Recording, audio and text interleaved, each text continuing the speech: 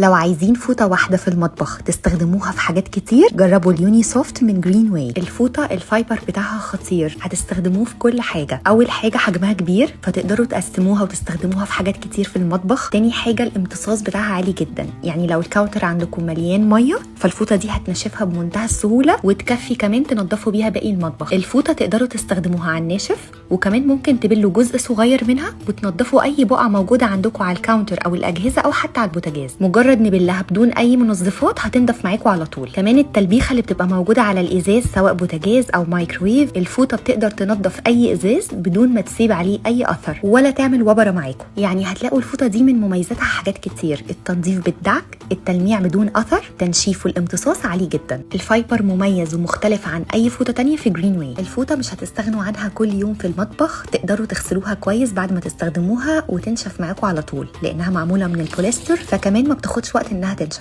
هتكون صديقة ليكم جديدة في المطبخ.